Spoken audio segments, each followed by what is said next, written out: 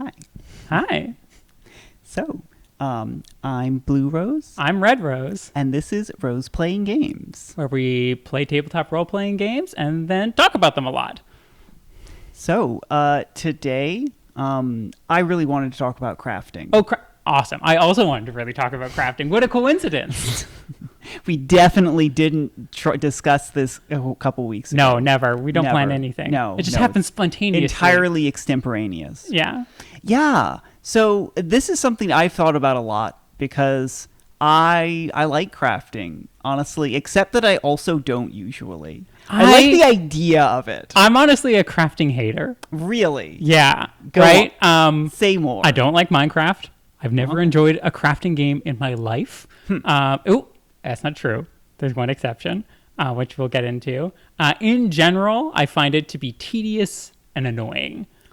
But lately, I've been feeling a little drawn to it because we were talking previously about exploration, and crafting and exploration just go together so well, right? So I'm like, maybe I need to learn to love crafting.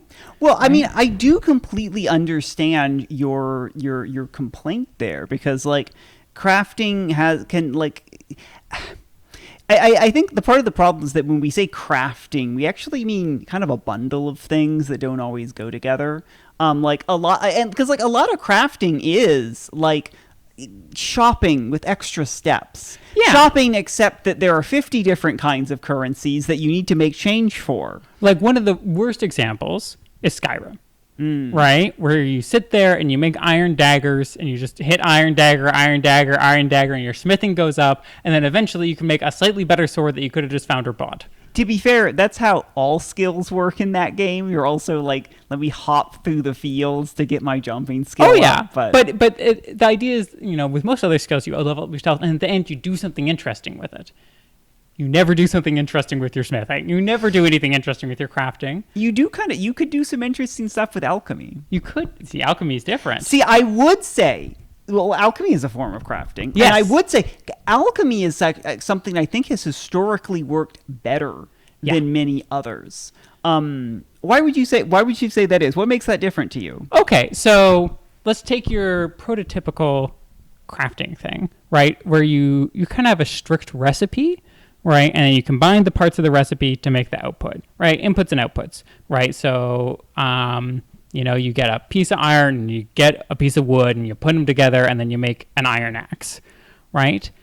If you're mostly working with a small set of endpoints, right, you end up making the same things a lot. And there's not a lot of discovery in the process, right? You kind of like figure out what there is to make it, and then you make it again and make it slightly better. And it's not that interesting. Whereas the whole thing about the alchemy system, even though I think it has problems, right, is that you were frequently discovering what would happen if you put two things together. You'd find a random plant, put them together, you'd be like, oh my god, it gives me fire resistance and makes me weak?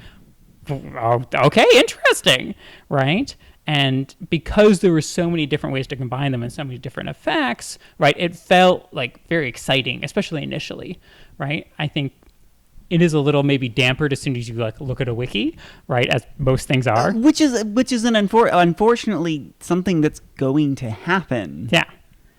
It's a little hard to avoid. Right? So I see what you're saying. So video games tend to have these kinds of like deterministic crafting systems, right?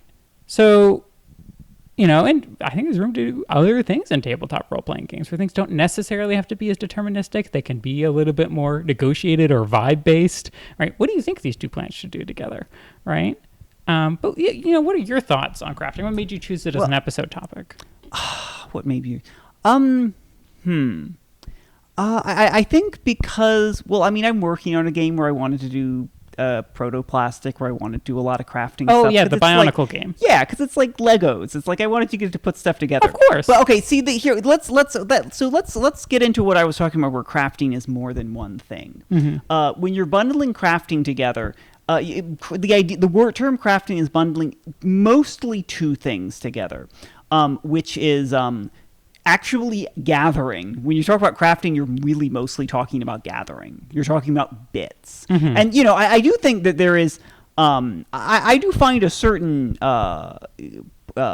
primal degree of fun in going out and gathering berries. Yeah, it's fun. Like there are lots and lots of games about hunting. I think we could do a little more. But we sometimes do games about gathering too, and occasionally flint napping. Wait, there's a game about flint napping? Not that I know of, but I guess a lot of making games do actually tools. start with making stone tools. But I would love to play a game that is actually specifically Actually, about flint that would napping, be pretty which neat. is, the process. So- You hit two stones against each other to make one stone much sharper, right? no, actually, I think you could probably do something with that. Actually, Anyway, right? but So gathering. gathering Gathering goes with the exploration. It makes the world feel more The alive. second part is modularity, the ability to make something customized. And I do feel like that is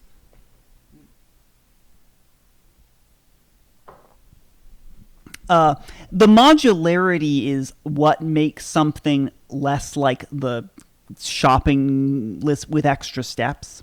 If you're just making like you need these bits to make something that's already on a list, it's functionally the same as buying it. Yeah. If it's then like, oh well, but I made this sword, but it also has fire on it, and et cetera, you can have a combinatorial explosion and potentially end up with an item no one else has made before. Yeah, that's what's exciting. Right. And that would justify crafting more as a concept.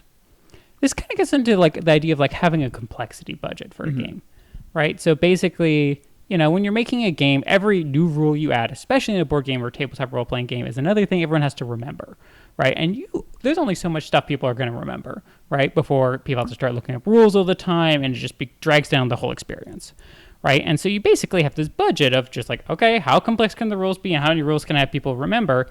Crafting eats up a lot of that budget, right? Because there tends to be lots of small little bits with unique effects, and then there are different special rules for how they combine and what the end result is. It sort of, I feel like it kind of has to be the core focus of a game a lot of the time. Although even though it rarely is, when I was trying to do research for this, it was genuinely hard to find games that even really tried to do crafting in any particularly interesting way. Like, even though it's quite common for games to have a little bit of it, and the truth is, like, even like D&D has actually had crafting from the beginning, especially with like magic items, and a lot of games more or less just copy that. And I mean, But D&D crafting sucks, right? It's terrible. Kind of. It depends. Sometimes it's fine. Interestingly, if you can go back to first edition AD&D, has an entirely actually pretty decent potion crafting system. Oh, really? Well, okay, how does that work? It actually works. It's basically says like potions can replicate a variety of spells where they polymorph you or something.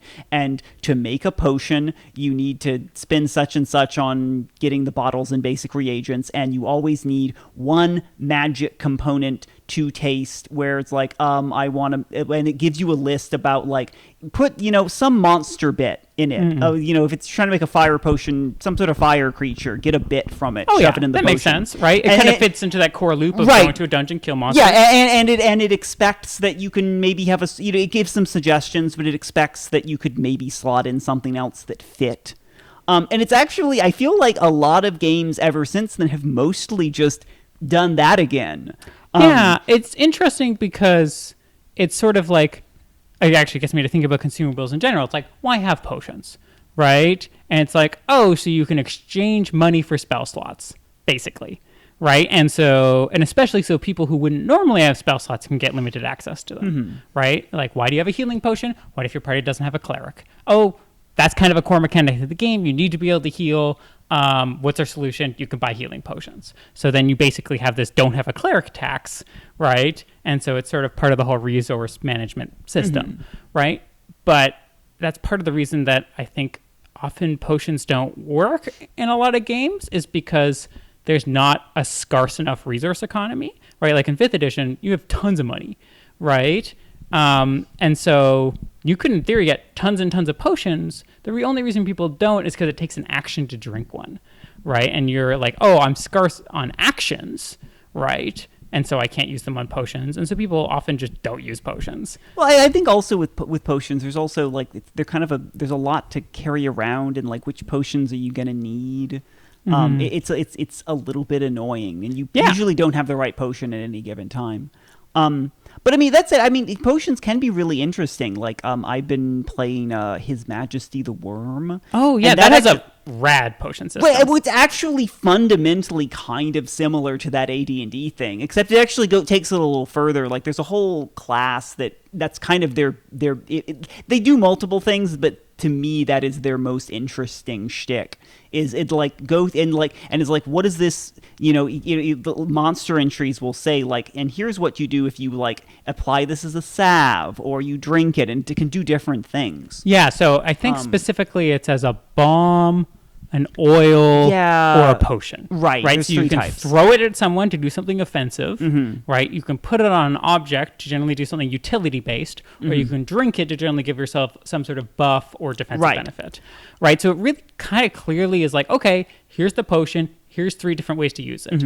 Right. And so it helps it be more flexible. Right. Right. And gives you a little bit of choice on how to use it.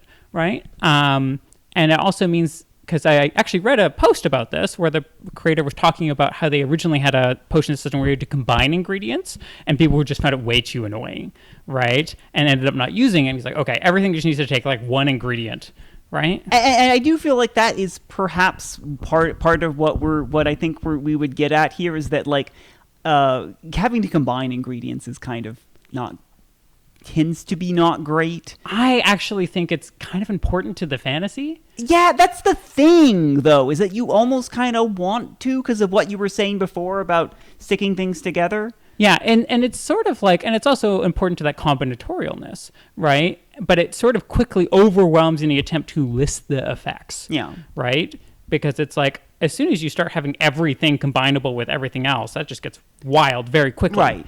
Right? I mean, you can if you're willing to be a little bit vibes based with it, you can talk about like I've seen a lot of concepts float around for years now, but like concept crafting, where it's like, okay, to make the fire sword, you need metal something and something that it imbues fire. Oh yeah, Glog, Goblin Laws of Gaming has a bunch about this.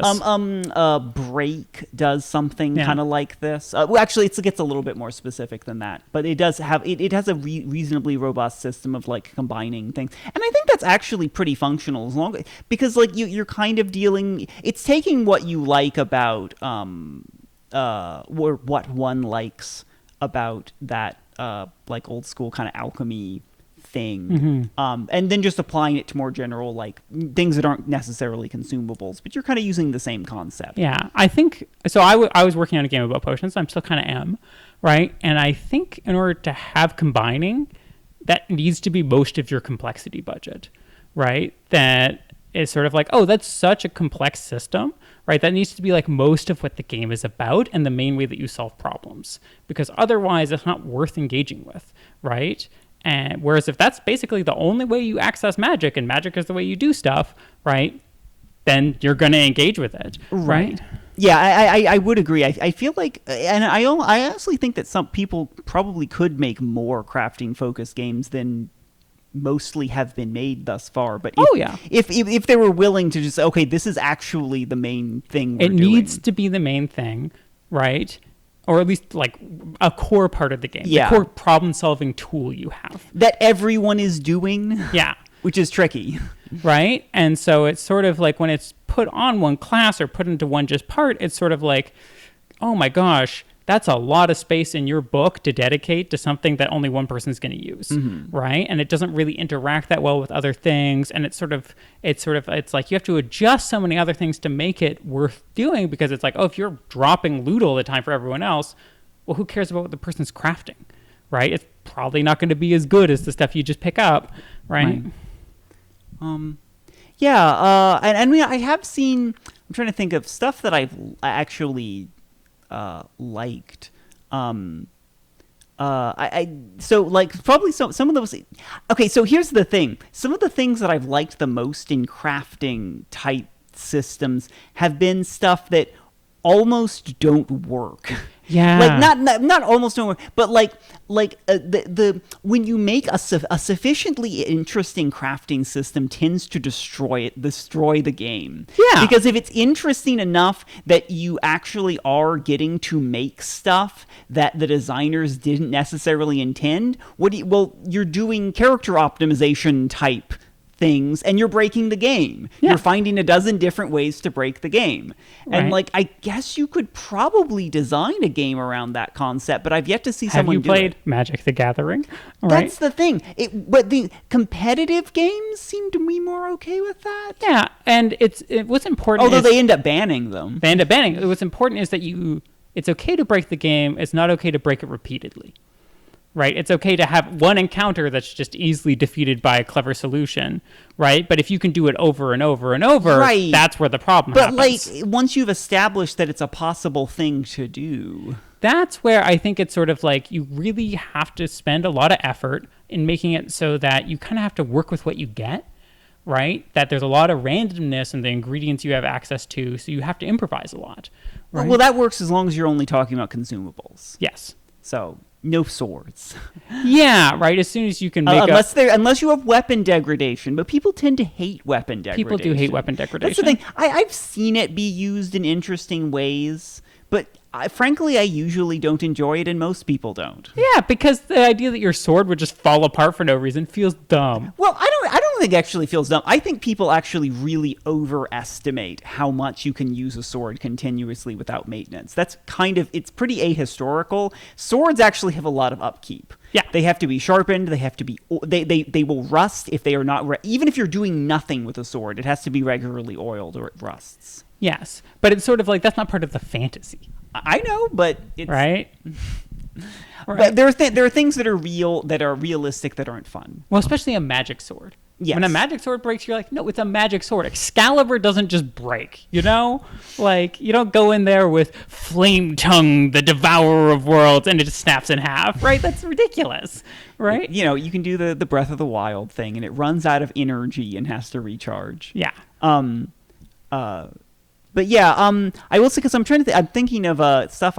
There was this system that got batted around years back during the 3.5 days on the Giant in the Playground. Oh, forums. I remember reading that comic a lot. Yeah, but do you ever heard of Grammary? Grammary? No, I don't think I've heard of Someone Grammary. wrote it's this just incredibly complex, but also incredibly interesting and powerful, like entirely new way of doing magic. I think it even had like a whole 8 schools and whatever, but it was crafting magic. It was like engineers magic, Yeah. where all of the schools were like, do you want to do like dimensional architecture, or like there was like a whole school that was just making like differently colored magic shield screens that acted as filters. So you could be like, this can only be passed by non-living things, or like you could like I'm gonna slot this into a water source and we'll filter out all the impurities. And like there was like, and you could like install AI into things, and you could take all of these things and like slot them together. That sounds sick as hell. It was incredibly cool. I loved it so much. But like it's kind of, but like ultimately a lot of the stuff that it did really didn't necessarily feed into a D&D type gameplay loop, because a lot of the really interesting stuff that it did was, if anything, a little bit higher tier level than that. Like it was like one of the things you could do was called a geoccult pole. You could like smack a pole down, and like depending on the metal it was made out of, and you could like alter the weather and the geography within the region around it. Incredibly cool for domain play. I'll maybe link this to you later, because Yeah. it's really neat and I love it. But that's more like at a demigod level, right? And it was not quite, but I wouldn't call it. But yeah, Yeah. the stuff that was the interesting uses of it, because if you really got down to what is it going to be used for by adventurers, like it was like almost some of the less interesting applications of it, and also like it would tend to either be too clunky to really be worthwhile or game breaking. Yeah. And like the whole thing took a really long time to like have someone figure out how to do it. Oh, that is often the problem with crafting systems, is they tend to be tedious, many steps long, right? And that's to partially give that sense of like working hard on making something, but it does also really bog down play. See, well, it wasn't even really about the difficulty of doing the checks to make something so much as that it was all on the modularity side. If learning the system and doing the designs was hard, and I do think that you could make probably a lot simpler system than it did. And then you would basically be doing the fun of like I said, like it was kind of born out of that era of like that 3.5 D&D character optimization era. People loved making characters in 3.5. I mean, to be honest, it was fun. Yeah. It was like it wasn't, but it was, but it's, and I feel like it was very much solo fun though. Yeah, that's the thing. It was a fun thing to do. Like haha, I came up with this absurd build that does this absolutely thing that that was never intended, but it's hilarious. And you'd usually it would be considered bad form to actually deploy it. Yeah, because then your GM has to deal with that BS, right? I remember running for my siblings in 3.5, right, when we were kids, and oh boy, was it hard. I think I was actually one where I wasn't running, but I was playing like this totally min-max barbarian, and someone else was like the squishiest wizard in the world, and it was like impossible to design encounters, right? It was like there's someone who has infinite health and someone who has 0 health effectively, right? How do you design a monster that is a threat to one, right, but doesn't instantly kill the other? But like I have seen like I've even read play reports of people like going like making the game not even about dungeon crawling. It's like, okay, no. Now we've shifted into an economic mode. We're setting up a supply line from like take the like there is this amazing one where they found a portal to the elemental plane of salt, and so they got into the salt trade. That makes sense. And they figured out okay, we're going to set it up so that there is a self-resetting spell trap that turns the salt into golems that then are commanded to walk over to the supply depot, and then they get dispelled. Right, so there's a lot of creativity involved, but it's good. Stuff like that is good for things like that. Right, but it's sort of like once you've solved the problem once, then it's like, then what? Right? Well, there needs to be like a continual source of new problems and complications, which the GM in this case did. Okay. But that's the thing, though. I think you could make a game around that. But okay, so here's a lot of the issue with crafting, and honestly, it's a broader issue than crafting, is that I think that I feel like I've been meaning to write a blog post about this or something. Well, now you're doing a podcast about it. Yeah. Well, I don't want to get too far into it. Basically, I do feel like tabletop games need to reckon with the fact that video games are better at most of these things. Yes, absolutely. And I think that's part of the reason why you don't see crafting very much in TTRPGs. Crafting probably generally works better in a video game because the video game handles like all of your inventory and all the bookkeeping, and it can keep secrets from you about what certain combinations do. The thing that it can't do is the stuff that TTRPG should be focusing on, right? This kind of like fuzzy creation, right? This sort of like, hey, I wanted to do this, does it? Right? And there's no set answer, right? And so that's something computers can't really do, right? They have to have an answer, right? Everything has to combine. You know, for example, there's Obojima, which is this like D&D supplement that's like Ghibli inspired. They have a potion crafting system, but it's very like video gamey, right? It's like, okay, each ingredient has a number, and then you add the numbers together, and then it gives you an end number, which tells you what potion you've made. And I'm like, that is a video game approach to making potions, right? And I just can't see why you would want to do it like that. Why would you not just play a video game? Right? It's sort of like, well, if you just want to make potions, like, like that. Like there's lots of games where you can do that, right? What I want to do is take like giant frog saliva and like the bladder of a flying fish and be like, okay, put them together, and I want to make it so that I fly and drip saliva everywhere, right? Yeah. And someone's like, okay, that's not an established potion, but that sounds reasonable. Make it happen, right? And then now you have a potion that does that, right? What the purpose is, who knows? Right. I would say that is a pretty fundamental issue with crafting systems. Except insofar as I think there's you can work something out here like that. I think there's other ways you can maybe create. I think another issue of this that we haven't even gotten into is what is the actual process? Is there a mini game? I've barely ever seen systems try to do a mini game because they usually don't work very well. I think it needs to be the core mechanic of the game, right? And I think most of the time it should work the way a lot of core mechanics in role-playing games work, which is that you describe what you want, add a little random chance, and then you either get what you want or you don't. Well, because like I guess I mean mini game in the concept of like a combat system or something where there's actual like a shifting conditions and that sort of thing, and that doesn't usually happen. It usually gets more rolled into a more standard like at most skill challenge type system, which I'm not saying isn't functional. You could just make the whole game like that.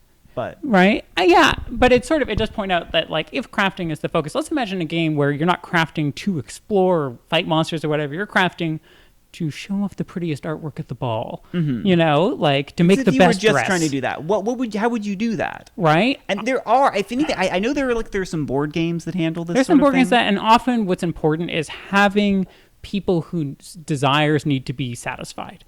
Right, there needs to be NPCs who have clearly stated goals, desires. They're like, hey, I want a dress that's red, that glows like lava, and, you know, that is going to show up everyone else, right? And specifically, you know, by showing negative images of people I don't like, right? Like something ridiculous, right? Or even, it could be simpler than that, but someone who has strong preferences, and then you're trying to meet their preferences. Yeah, a mercantile, I don't know if you're familiar with the game Racketeer. Yes, where you're running a shop.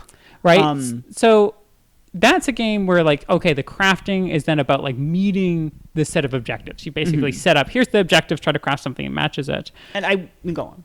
But I think that to me, crafting is most exciting as a problem solving tool, right? Which means the problems do need to be something else, right? You need to have like two systems. You need to have crafting, and then you need the problems that require crafting to be solved, right? And I think exploration is probably the most natural fit because you're going to explore to get the stuff anyway, right? And now you're using the stuff that you get to help you explore more, and you kind of loop around, right?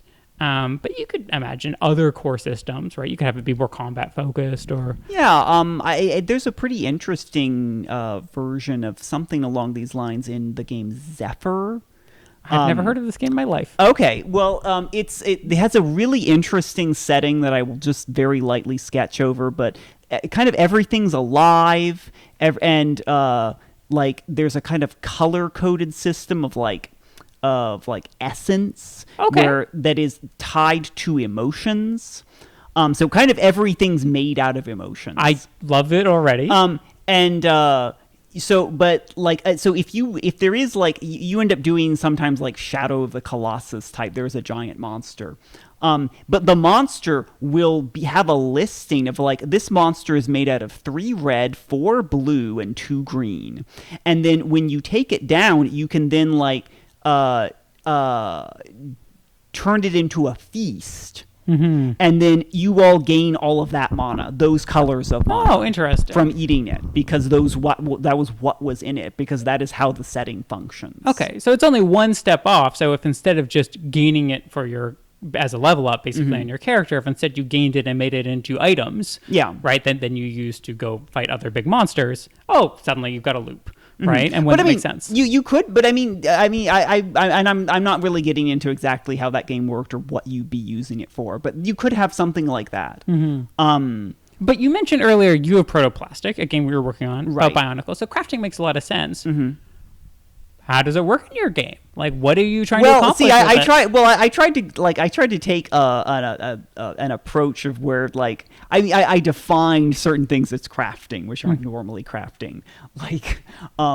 Like sailors can do cartography. They can craft new routes on a map because it's like a point crawl, and it's like once you've been to a place, you can then like basically use the same kind of system you use for crafting a boat or a structure in a village or a component for a body part of a new robot arm to stick on yourself.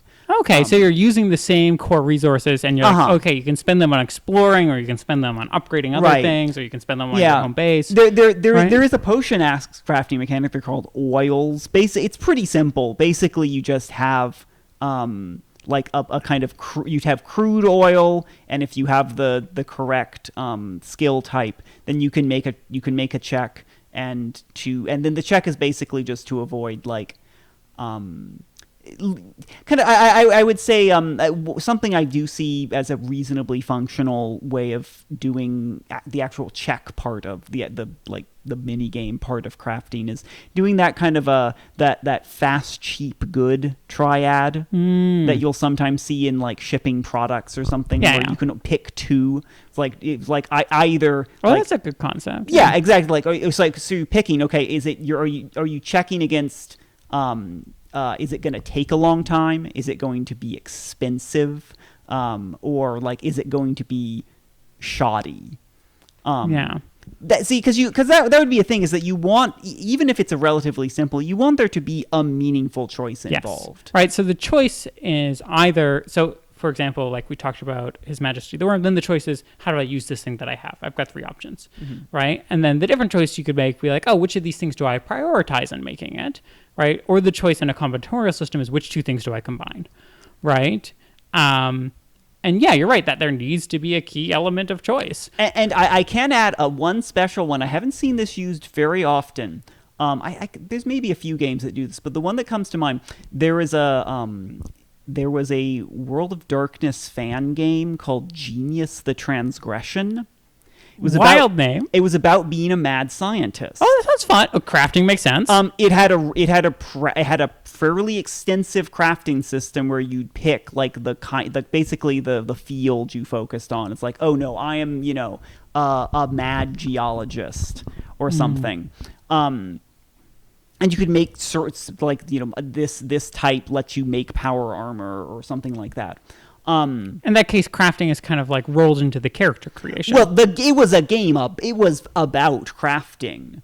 Like it was in fact committed to its concept. Okay, great. So this is exactly what there's a game that's really committed to making crafting the core mechanic. Which makes sense. That's what mad scientists do. That's what you all were. But it had an interesting thing that it's because you know how like all World of Darkness games have like some sort of morality type stat. Oh yeah, right. But it's different. It's kind of depending on what type you are. It's the duality between monster and human, but it's like, what's the monster? Oh, right. Are you sort of like losing your humanity as a vampire, or like but for a genius, it was obligation. It was how much are you still caring about the people around you versus throwing yourself into obsessive amoral science. Yeah. Right, that makes sense. And one of the ways that this manifested was that it had something you could acquire. There was a broad class of material that it referred to as larva, which basically meant any crafting component that could only be obtained unethically. Ooh. So like this required a human brain. Or a bunch of other types of things. It's required a recording of pain. Right? Whatever. Or, the last member of a nearly extinct species. Exactly. That sort of concept. And basically, if you included a larva in making something, it was better. So it was just better. In addition to that, we could add a fourth thing to the triad: fast, cheap, good, ethical. Oh, yeah. Honestly, in our world, that makes a lot of sense. And which was good. Like, it's not, because it's actually better to be evil, but you are making a conscious decision maybe not to do that. Yeah, kind of gets into this expressionist game that's been going around from Right. Jade Dragon's post, right? Of like, oh, a game that's sort of like the incentives of the game tell you to do one thing, and then you as a player are often choosing to work against those incentives. Right. Right? So, they give the example of triangle agency, right? Where the game is sort of explicitly telling you to just like, don't think too much about it. Just follow the rules, deal with these problems, right? Like, don't consider ethics, right? And of course, you're going to start doing that as a player, right? And rebelling against the system, right? And even old school D&D is a very amoral system that was like killing stuff and getting money. And any heroics were kind of like reading against that system a bit. Heroics were not helpful, right? They were something you chose to do for the sake of doing it. Right. And so I think it's wonderful to have a game of being mad scientists where there's this very strong system incentive to be evil. Right. And any time you choose not to be evil, you're prioritizing that over power. Right. And so you experience that like temptation as a player of like, I could have more power. Right. Which I feel like a lot of games are a little afraid to do, because I think they feel like if they make the evil option good, it'll be like, well, that's like we're condoning it. But I think that's that kind of thing. I mean, this was a thing when I played I played a lot of Star Wars RPGs, and sometimes like going to the dark side is literally more powerful, mechanically speaking. That makes sense. And I think there's a logic to that. It should be that way. Yeah. Because otherwise, why would it be tempting? It's just evil and spooky. Why would you do that? Right. Yeah. Temptation is a core element. Right. And it's getting away a bit from the idea of a crafting system and towards this like morality system. Sure. But I do think it's an interesting, like, if we're going to try to make crafting interesting, that's a thing you can focus on that is a role-playing thing. That's my point. So that's more the point is like, what is role-playing about? It's about developing your character, making choices as a character. Right. And so it's really pretty difficult to do that with crafting, but there are some ins. Yeah. Right. It's like, so it's sort of like there's a little bit of a personal expression element. You're like, well, what do you choose to craft? What are your priorities? What do you think? I had this idea of like, so I'm reading Proactive Role Playing. We can talk about that later. But even it's about setting goals and stuff. I was like, for a crafting game, wouldn't it be great to have a masterwork you're intending to make, right? Like, I want to make a sword capable of slaying the world's greatest dragon, right? Or I want to make a well that grants wishes, right? You have a thing in mind that you want to make, and the thing you choose is an expression of your character's goals and motivations, right? And the way that they want to affect the world. And so I think that there's room to sort of bake into crafting this sort of sense of like character agency, right? That crafting is sort of uniquely suited to, that you get to pick what you want to make. Right. And I would say I'm trying to in terms of self-expression that occurs to me. There's like the pure like drawing your character portrait in a game, but like you could try to. I haven't really seen this done a whole lot. I think the closest thing I've seen is there are some games where like you can assemble an outfit for your character, and then like it's set up so that you're supposed to draw it. But I think you could that's something you could do with crafting, is that you draw the thing you made. Yeah, you could focus a bit more on the aesthetics. Yeah, right, and that sense of like actually getting people to engage in artistic creativity. And that can be really fun. Where like in stuff like the Quiet Year or other. types of the games map making games. Yeah, where you're drawing on the map. Where you drawing. I think that's very fun. Oh yeah, like even if you can get past the idea, it's like, okay, it doesn't actually have to be that good. That's what's important. And that's the problem. Some people don't art. want to do that.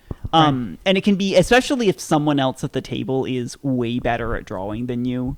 But it can be fun if you're like I'm doing that with the protoplastic. A big part of the game is that you have masks, and like part of your character, there's a big part of your character sheet that's the mask. It's just a little blank slide. Draw your mask. Yeah. Awesome. And then you can do Scrimshaw to modify your mask into having different traits. And when you modify your mask, draw that on the thing. And I think something like that is interesting because that the crafting is now a form of self-expression. Yeah. But it's sort of, actually, I recently did a little LARP of a game that was basically alternating making art and then talking about your art as you're losing your mind. Extremely fun. Extremely fun. I have more ideas for developing it. But that was sort of about like, oh, how do we integrate creativity into the role-playing process in like a sort of a making physical things way. And I think it was important to set up a narrative structure where there was no reason to be good at it, right? Where being good at it did not give you any advantage, right? That it was purely just like personal expression, expressing your character, expressing your things, right? Mm-hmm. And because in that, like, everyone was by default like, we were going to treat that as great art, no matter how silly it is. That was one of the important rules, is that you must treat everyone's art as if it is excellent. Right, and it was kind of the creative process. What was going on around that was what mattered. Mm-hmm. And I think another option is to basically set up a kind of art that no one is good at, right? Like try to set up a way of being creative that no one's done before, people don't have prior experience in. I mean, that's quite challenging, right? But like a very limited creative system of like, okay, you've got these weird little color blocks, right? Figure out how to make something cool out of them, right? It's like, well, who's done that before? Who's practiced that for hours? Pretty much no one, right? And so I think, this comes up in board games that involve drawing a lot, that you have to kind of build in something that makes people feel okay about drawing poorly, right? Because otherwise people won't enjoy themselves, right? Yeah. This is I think it's probably my last thing that I have thought, because it makes me think there that another way to look at it is that if you're trying to focus on the character of crafting, really what matters is kind of, there are some games that have like project systems where they're like, you want to accomplish a thing, which we could think of as making something. And you have a way of turning that into an interesting role play experience. I'm going to always come back to something.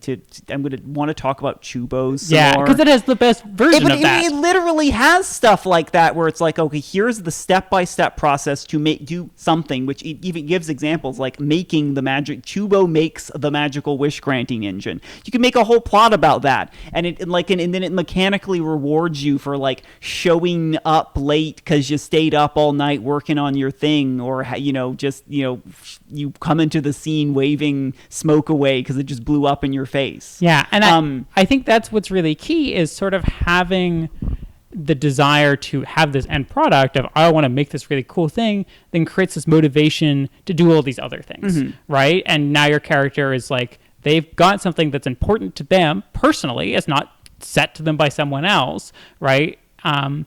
And then it's like, oh, okay, now I know I need to go get, this thing and this thing and this thing to make my marvelous wish granting engine. Where are those things? Oh, those must be somewhere out in the world in an interesting place that I now have to go to.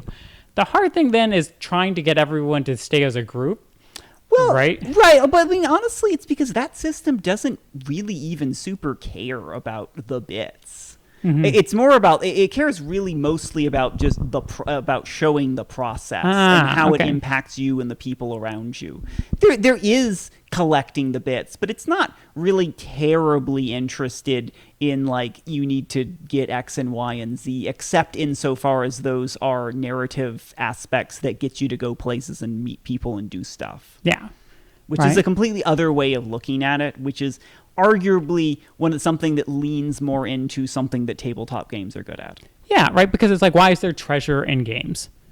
So it's an incentive to go do stuff, right? That's fun, right? The treasure is just a sign pointing you towards the fun stuff, right? Why do dungeons have treasure? Because it's fun to go into dungeons. Why do monsters have treasure? Because it's fun to fight monsters.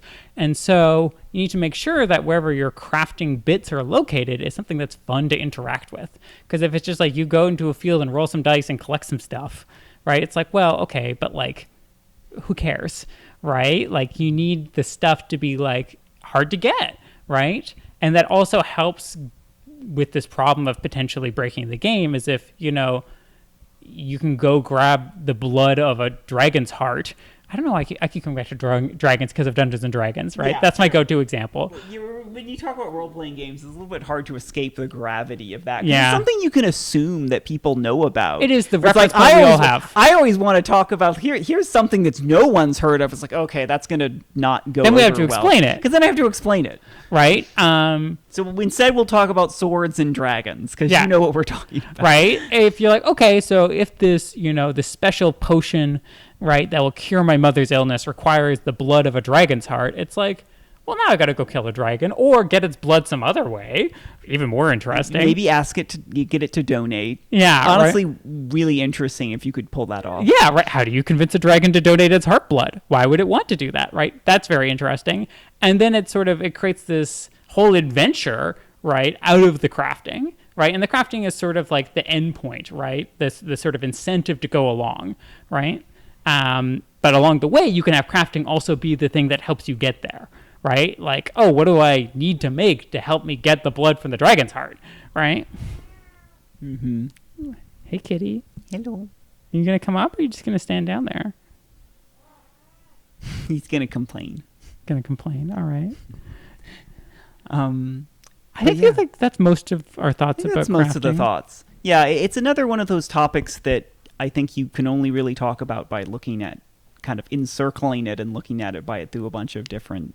Yeah, well, lenses, let's sum because- up a bit, right? It's like, okay, crafting is something that hasn't been done that much as a core focus of a game. To some extent, I think there's a reason it's kind of hard to do, and tabletop games are usually not the best medium for it. Yeah. And especially ones that are more mechanistic, right? That the more mechanistic the game is, the less suited it is often to crafting, right? Because it sort of overwhelms the rule set, right? Versus if you have something that's a little more narrative driven or a little more loosey goosey, it's sort of like that wish granting engine, right? Where it's more about playing out the character of someone who makes something like that, right? Right. That's sort of, I think, more where there's opportunity, right? And that, it's something that's fun to explore in game design. And we're both working on games that involve it because I think we're interested in it, and we're not the only ones. Right. Right. And I do think that there is more up to go here. I think that I think we are going to eventually see some really interesting crafting focused games that are going to nail it. Yeah, In ways that absolutely. haven't quite happened yet. I think the potential is still there. Okay. Well, so that's the end of our podcast. You can like, comment, and subscribe. We also have a Discord. We do, which we will put a link to. Yeah. So what's the Discord called? This Vorpal Coil. Oh, okay. That's fun. Yeah. Little Mortal Coil Vorpal Sword. But yeah, that's been our episode. I'm Red Rose. I'm Blue Rose. And I forget our tagline. Mark Experience. Oh, Mark Experience. See you next time.